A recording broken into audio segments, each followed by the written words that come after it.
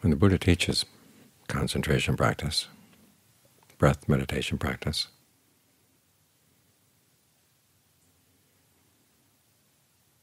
he gives you a physical fabrication to focus on, i.e. the breath coming in and going out.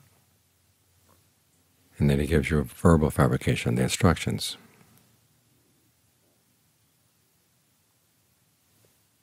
Keep track of the breath. Remain focused on the breath. Ardent, alert, mindful, putting aside greed and distress with reference to the world.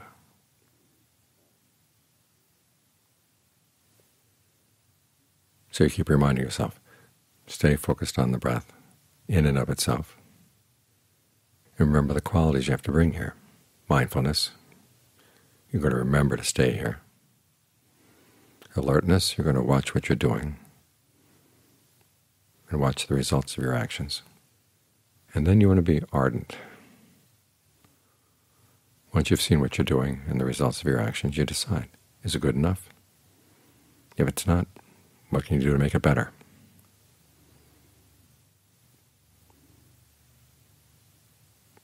And the Buddha says you want to move in the direction of pleasure, equanimity. That's a mental fabrication. And he gives you some images to hold in mind as to where this should go. The first one is of a bathman working water through a pile of bath powder. Back in those days they had a kind of powder that was like a flour, which would make a kind of dough that you would then rub over your body as you're taking a bath. And to make the dough proper, you had to make sure that it was moistened. You didn't want to have any dry powder, so you had to work the moisture through. It's a good image to hold in mind, because once the way you breathe does develop a sense of ease, well-being, then you try to work that sense of ease and well-being through the body. In the beginning it's going to resist a little bit, because there are going to be patterns of tension here and there, blockages here and there. You have to work through them, which means going through the body and noticing where are there patterns of tension right now, because they're the, we'll call it the blockages. So if there's tension in your neck, think of it relaxing and then going down the spine, out the legs, out to the toes.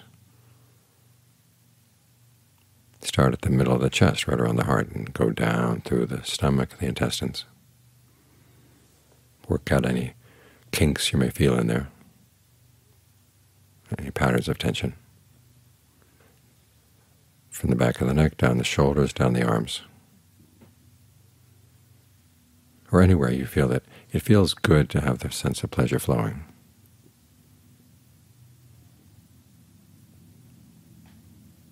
And as a general rule of thumb, you want to remember that you don't push the breath around. You simply open the channels. Let the breath do its own thing. Because if you start pushing things around, you'll actually be pushing the blood and the lymph around a lot. And sometimes they get stuck up in the head, or there's a tightness in the chest.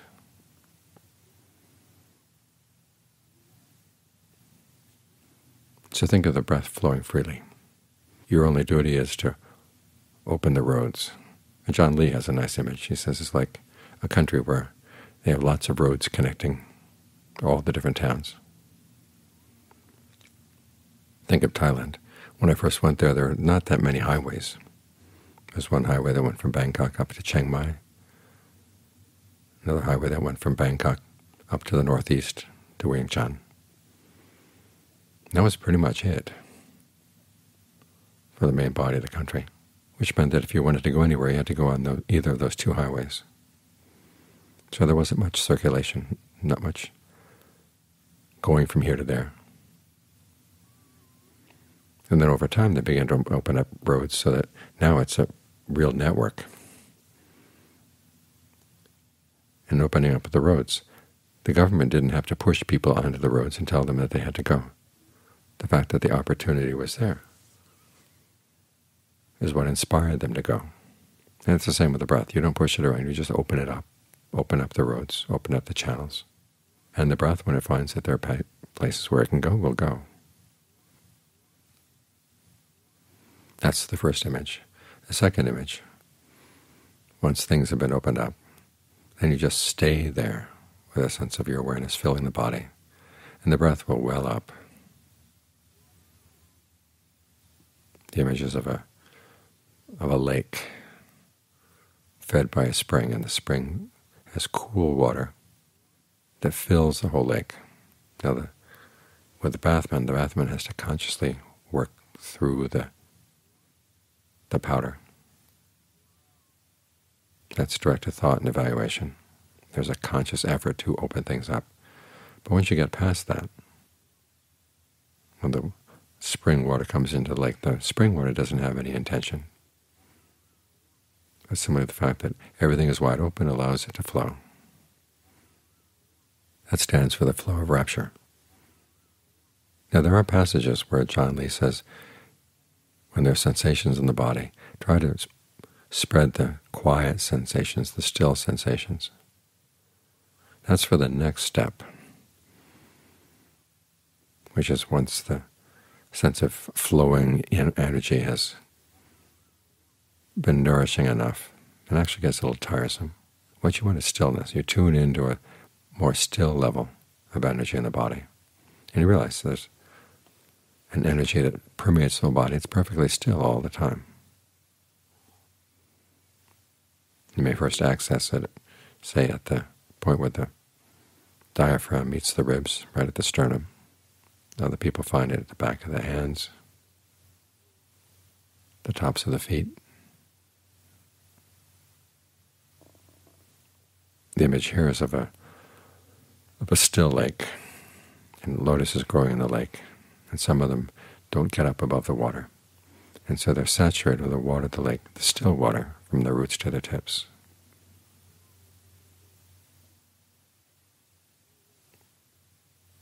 That's another perception you can hold in mind.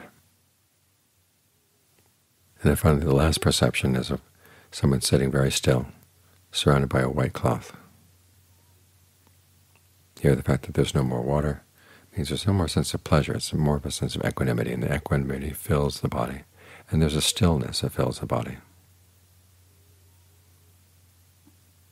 The breath settles down.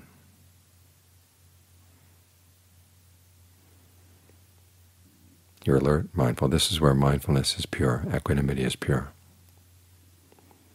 and everything is perfectly poised.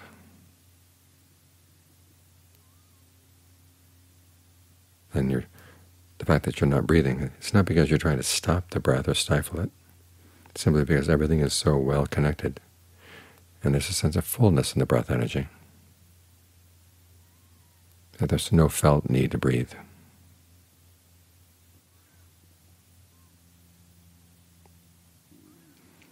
And from there, the Buddha provides even more perceptions.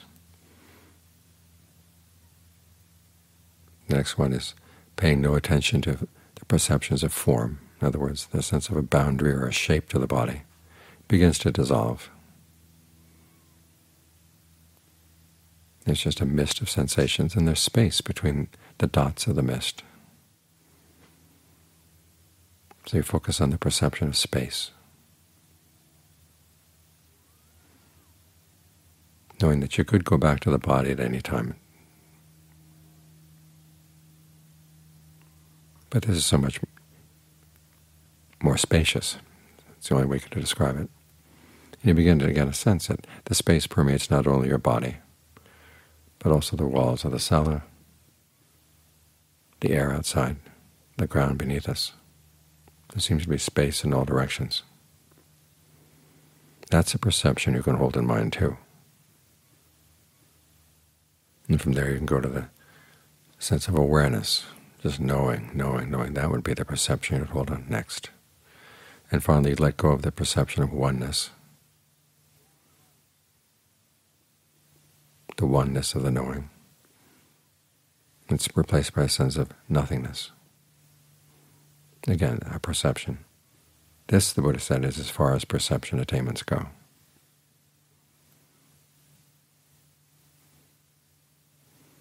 So he's giving you an object lesson on how you can use those three kinds of fabrication, bodily, verbal, mental, to get the mind to settle down. This is right in line with his instructions on breath meditation. Once you're sensitive to bodily fabrication, you try to calm it down. When you're sensitive to mental fabrication, feelings and perceptions, you find feelings that are more calming, perceptions that are more calming.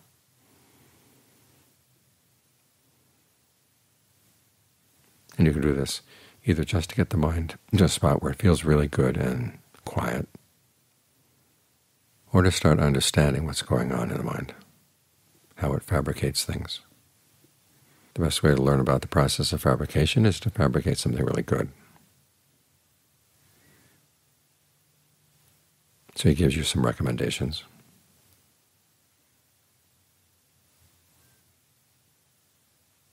And it's good to keep them in mind, because the picture we have in mind of what we're trying to attain here will have a huge impact on what we're doing. There's a Pali term, cittassa ekaggata, which is sometimes translated as one-pointedness of mind. And if you hold that image in mind, it's going to have a huge influence on what you're trying to do.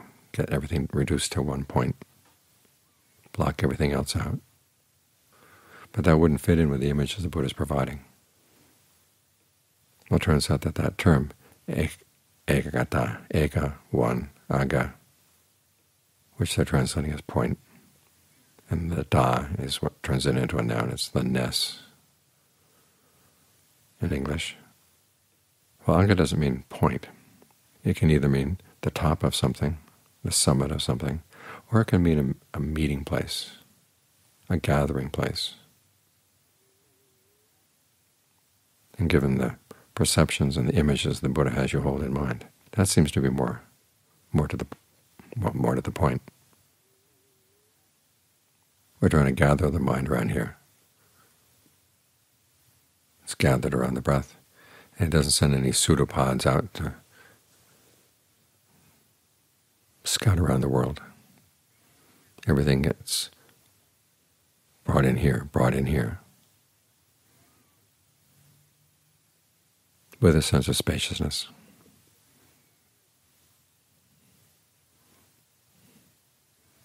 With a strong sense of well-being, even the equanimity. There's one point where the Buddha said equanimity is actually a very subtle form of pleasure.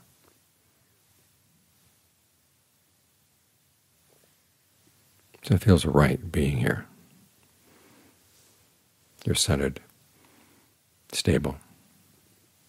And this is the state of mind in which you can see things really clearly, which is why it's the heart of the path. There's one passage where the Buddha describes the path basically as 7 requisites for noble concentration, noble right concentration. Everything else is there to support this, to make it really right.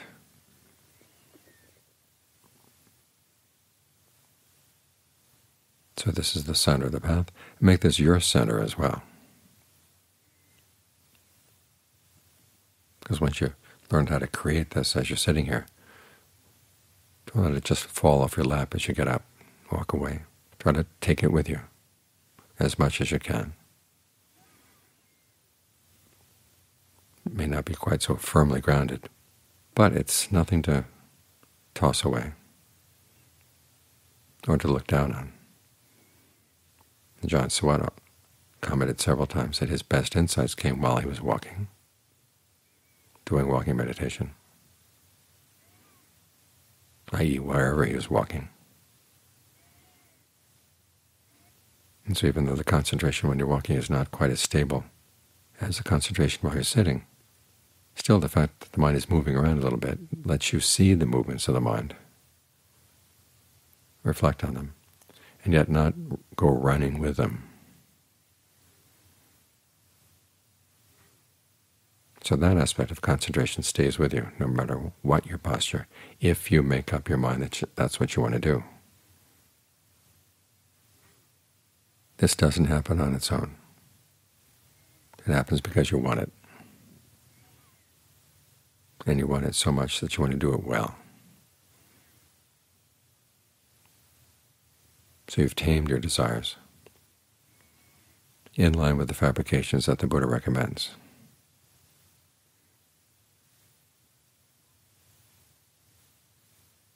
They've gotten results for a lot of people in the past.